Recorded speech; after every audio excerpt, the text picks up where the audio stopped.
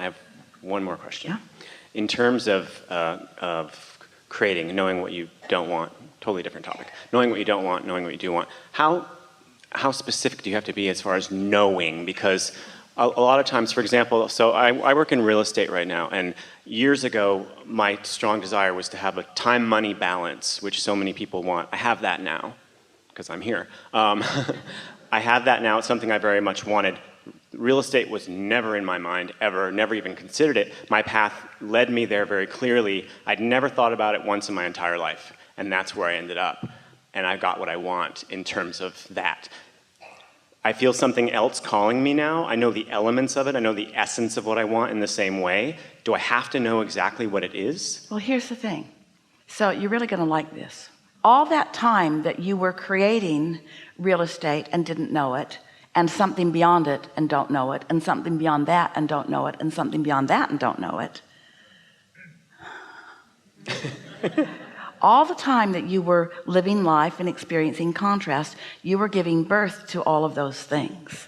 The specifics of your creation, drum roll please, the specific, your cooperative components, the specifics of your creating all happen in step one.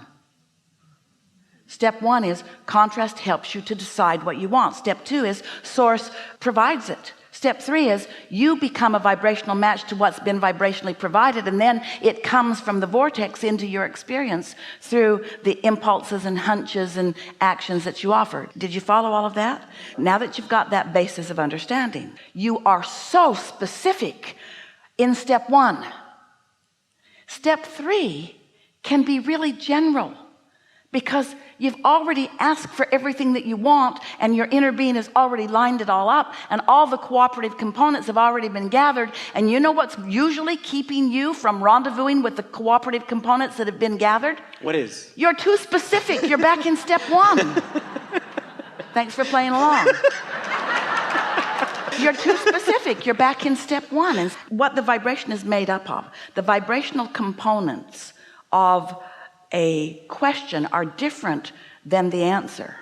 The vibrational components of a problem are different than the solution.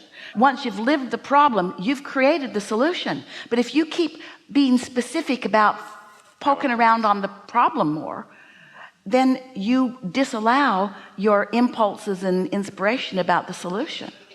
So I can just be specific enough to know I want a time-money balance. I don't have to know anything else. You ask a question. We've got more for you here.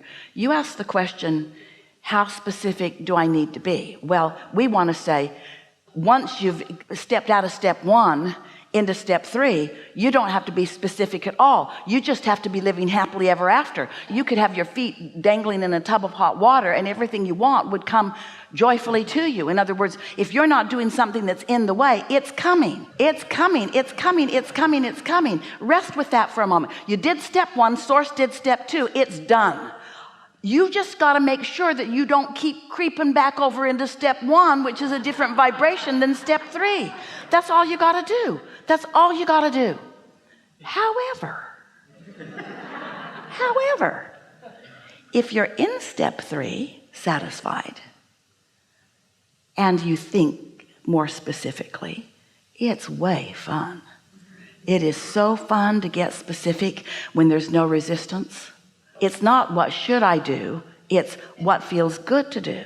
When you have a project going, Esther's got one going right now, and any moment that she's not doing something else, she's thinking about that because it's so fun. It's so fun to think about. It's so fun. She's not doing it because she's trying to goose anything up. It's a done deal. It's for sure. She's just thinking about it because it feels so good to think about it. But in the moment that it doesn't feel good, she stepped back over into step one, which is just fine, because when you're in step one, you're putting more in the vortex.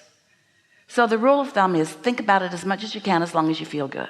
That's the way that we would look at it. Do you now understand something that you might not have understood before? And that is, it's not the hard work and the struggle that's making it happen. That's what's slowing it down. It's the trust and the belief. It's the understanding that it exists. It's the expectation that it's going to show itself to you. It's the thrill. It's the thrill of being in that place where you're consciously enjoying observing, you're turning thoughts to things. You're enjoying the process of, oh, an idea came to me. Oh, I got this wonderful idea and I followed through with it, and then this happened, and then this happened, and then this happened. When you hang around in step 3, life is going to throw you into step 1 on a pretty regular basis. That's just fine, because you're always going to be expanding. But in specific answer to this specific question, if you're trying to figure out how much thought to give to something, just get in step 3 and chill out and let the universe do the heavy lifting. It's like your inner being got out there ahead of you and cleared the brush and paved the road, and it's leading on this glorious path to all of the things that you want. And in your humaning, you say, no, I'm going to go off-road. I'm going to prove my worthiness with a little bit of struggle. We say, okay, you'll just put more in your vortex. There'll be more roads and more paving in your vortex. You think you like struggle, but in every moment you struggle, you build an improved society. In every moment you struggle, you build improved relationships. In every moment you struggle, you improve life for those who are coming next. We just think you could let yourself receive the benefit of it now. Don't you? Yes, absolutely. Thank you. This is a really good time for a segment of refreshment.